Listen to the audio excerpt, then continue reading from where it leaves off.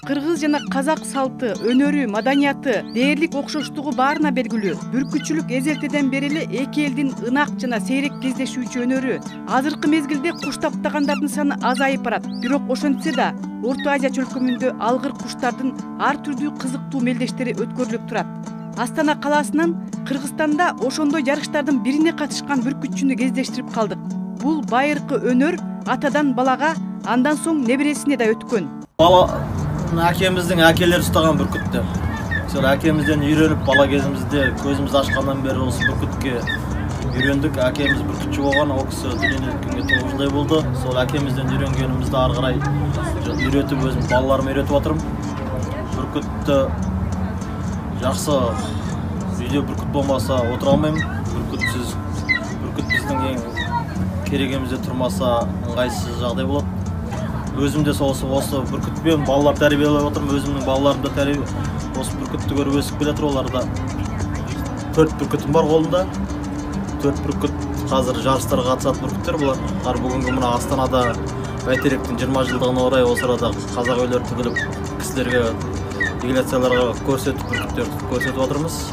Бүркіттер осы алыптағы осыдан 4 жыл бұрын Қырғызстанда болған көшпенділер ойында 3-ші орын алған бүркіт бар мына жерде. Осы жақында ғана Қырғызстанда көшпенділер ойыны болды ғой.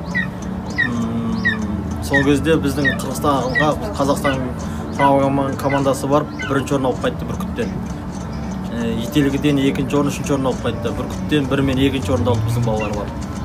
Өзіміз осында бүркіт баптап үйретеміз. Қазақстанның бүркітшіміз.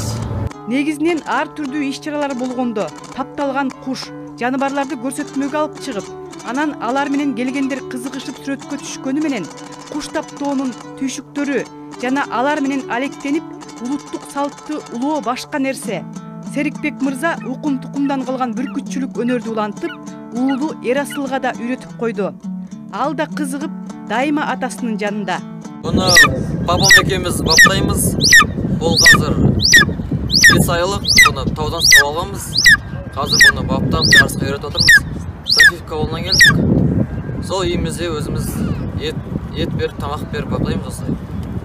Алгыр куштардын ичинен бүркүттөрдүн саны азайып баратат. Алар эң узак 50 жылга чейин жашашат. Аңчылыгы мыкты жана чапчаң. Бүтүн жаныбарлардын ичинен бүркүттөн баатыры жок деп эсептелет. Канаттары узун, тырмагы абдан курч болот. Алдынан чыккан жаныбарларды кое бербейт. Анан да асманда учканда эң бийиктикке чейин көтөрүлөт. Байыртан бери келаткан бүркүтчүлүктө анын өзгөчөлүгү боюнча тапталат.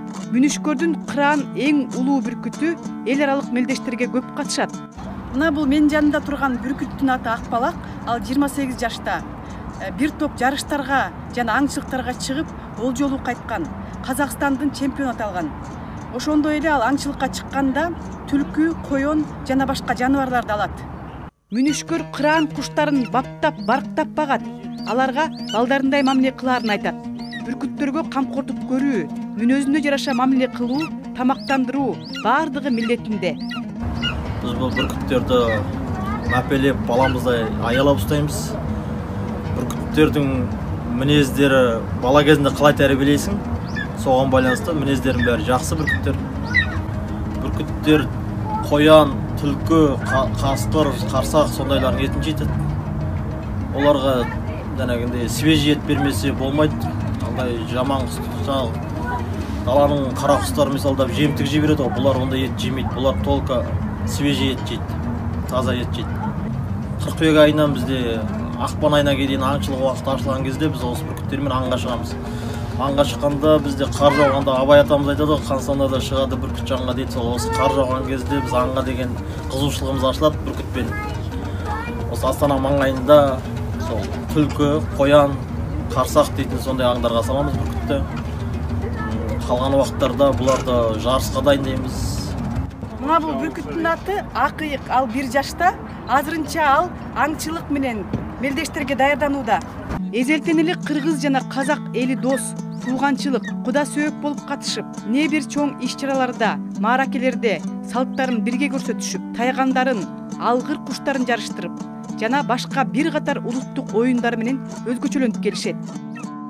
Клара Кудайбергенова, Казакстан, Астана калаасы.